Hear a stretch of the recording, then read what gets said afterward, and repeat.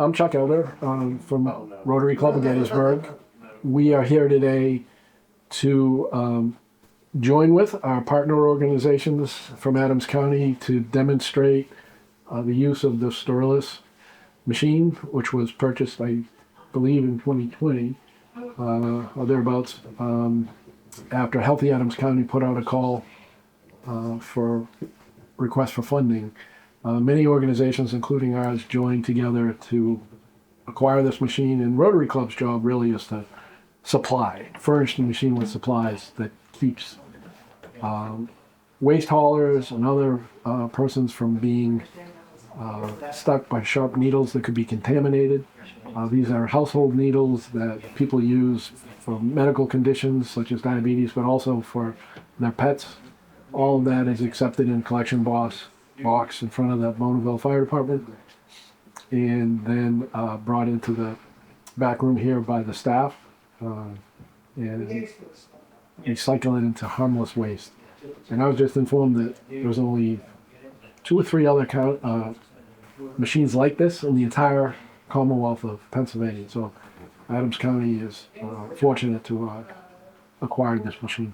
Mm-hmm. True. Take it away. I am Chris Kimple, also with the Rotary Club of Gettysburg, and I oversaw the district club grant to purchase the supplies needed to operate the Sterilus, the various biohazard red trash bags for which the sharps are first deposited into, and then the special waste white trash bags that once the Sterilus goes through the process, those sharps are literally shredded into very, very small pieces of confetti that are predominantly harmless, but are deposited into a white trash bag, and then it just goes out with the normal trash. We purchased just over $1,000 worth of supplies that Adams Regional EMS needed to continue to operate the Sterilus. It is a heavily utilized and dependent upon machine by both the residents for their own personal needs, as well as we also found out a local farmer who has to inject his farm stock, his animals, also utilizes it. So it goes across a broad spectrum of use, and it's very, very appreciated by members of the community. And we were very fortunate to partner with AREMS and United Hook and Ladder in making this happen. Mm-hmm. Thank you so very much. Thank you.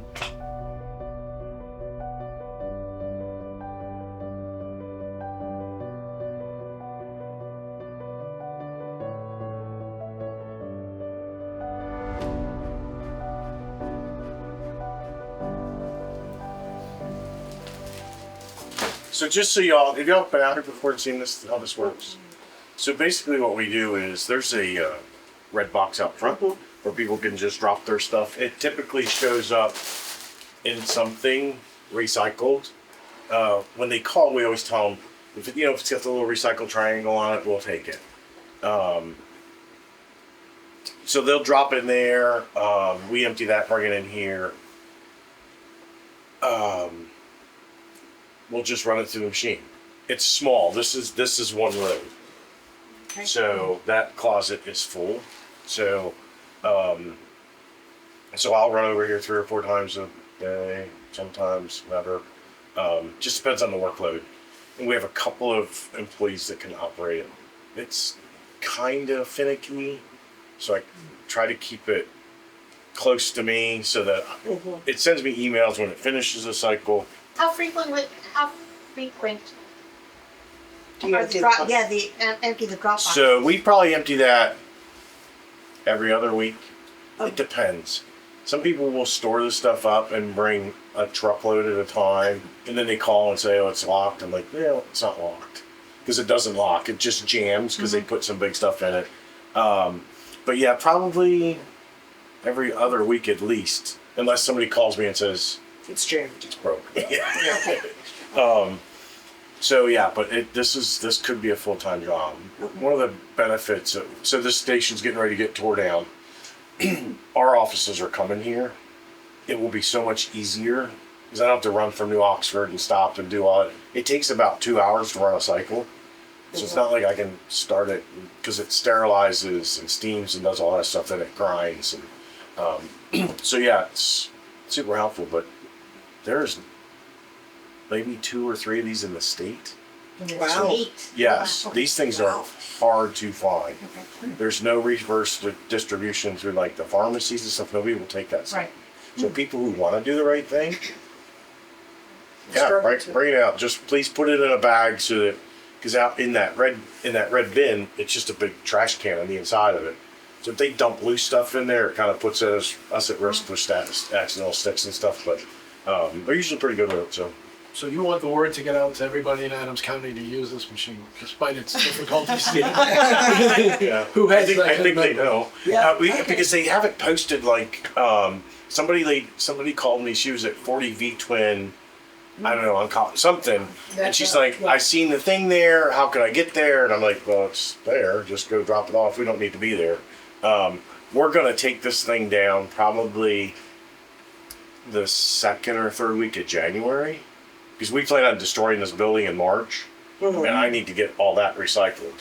If I keep accepting it, I'm never gonna get caught up. So, and then so we'll pull this down out of service. December, we're planning to reopen the station. It's obviously going to be reinstalled and all that. So then we'll get back in this thing. But, yeah. So you're not going to relocate this during the time the station is being We're not, built? because it has special. It's a 220 volt. Okay. There's just I can't plug it into a wall outlet. Okay. It takes a lot of work. Would it make sense to relocate it to another fire station like Gettysburg or something like that? The problem is they don't have the power there. Because it's a regular dryer plug. Then I gotta call the electrician and get it all done. And we rent space in Gettysburg, and one of the reasons we're building this new station is to withdraw from some of them stations, because we've just grown so much. What was the cost to purchase that originally? $65,000. 65,000. Yeah. Okay. Healthy Adams Go ahead. obtained grants to purchase the machine. They gave the fire department, United Hook and Ladder, is offering the space for the machine, and then we're taking the responsibility of maintaining and running the machine. So it's kind of a 3-group collaborative effort. Yeah. So the fire department pays for the electricity, and we pay for the supplies, or you guys pay for the supplies, and we just run it. How much does it cost to operate this? Now, don't take into consideration electric use. That might be hard to gauge. So the biggest supply items, right? It's the bags. There's red bags that go in the machine. There's white bags down here in the trash. You guys provide both of those. We have to buy every 90 days. This thing needs to be challenged. So we do a biological challenge on it, which means we steam it. Once it gets steamed, then we put it in an incubator to see if anything grows. So we have to do that every 90 days. And it takes distilled water that we have a partnership with another organization in the county that gives us the... Sorry.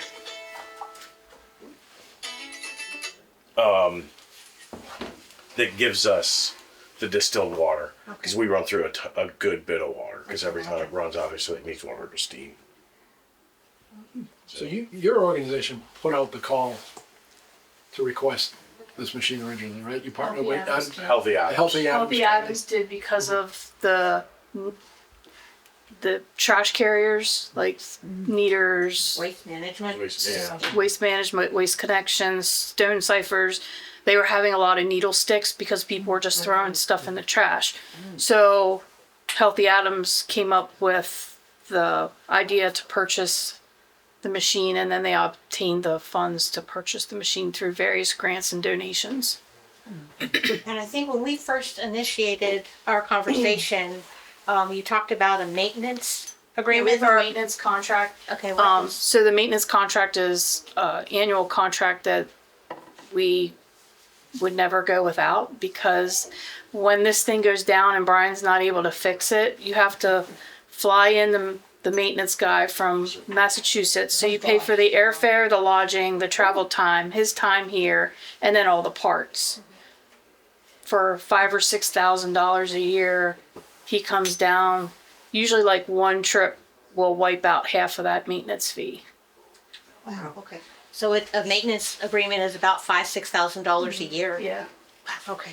Have you requested other organizations to help Yeah. with your costs? We every couple of years we'll get a donation from Stone Ciphers or a donation from Neaters, or sometimes they're able, like Kathy Gaskin from Healthy Adams will reach out to Waste Management, Waste Connections, try to get some money from them. So every once in a while I'll say, hey, can you like solicit your people for some money for the Sterilus machine? So I guess this year we paid the maintenance fee because nobody else was making it. And we weren't going without it, so.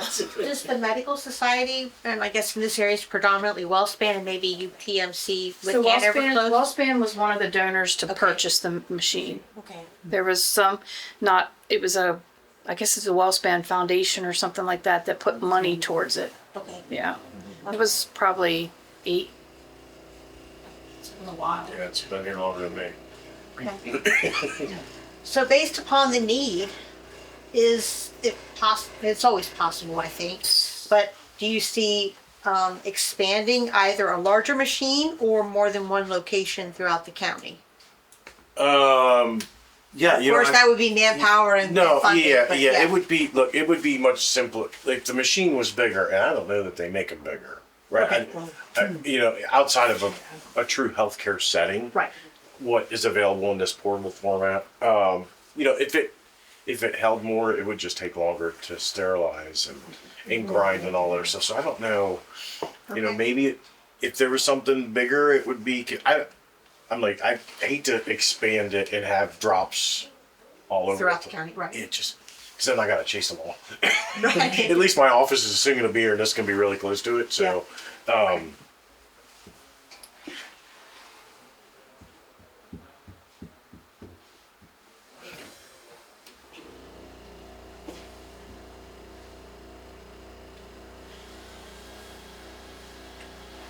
sorry, just trying to get it to reset. Okay. Yeah, so that's couple 2 times a day or so, but it's used. The farmers figured it out last year or 2 years ago. One of the large farms in the county called because they're doing their needles for their animals as well, and he rolled in here with a truck. Oh my goodness. I'm like, oh my god! Of course, the buckets they have don't fit, so now I got to repackage it. So, but it is what it is. It's Right. Is there a need for volunteers to help you operate the machine? I don't think so because it's secured in here, and then we got to get access to the building. Like I said, once we relocate and our office is here, it will be so much easier because every time it finishes a cycle, it sends me an email. So there's an email. I can walk back and restart and reset and do everything all over again. So it'll just be super convenient then. And that's in March. Well, we hope that this will come down in March. Okay. The new construction, we're hoping December. Okay. Ish. You're fine. So the first of 27, I guess. Okay. We should be. Not soon enough. Yeah, we should be all put back together and maybe. Well, I just want to say on behalf of the Rotary Club of Gettysburg how happy we are to be able to contribute in some small way to this effort. This is a true community effort involving multiple organizations for a very needed cause, and really makes us feel good as a long-standing, one of the oldest service organizations in Adams County is Rotary Club of Gettysburg, established in the 1920s. So we've done a lot of things through the years, and this is an example of how we can help people such as yourselves, mostly volunteers and paid staff that are involved in helping the community. So thank you for that opportunity. Yeah, the only thing we can't process through there is chemo. Oh. We can't process the chemo needles, and those are usually the yellow containers. Okay. So anything that can go in a red container is something we can process. So now you get to see the fun part. Well, it's still not resetting. Okay. Is there confetti in it or not? Oh. No, so it's got a new bag in it, just one.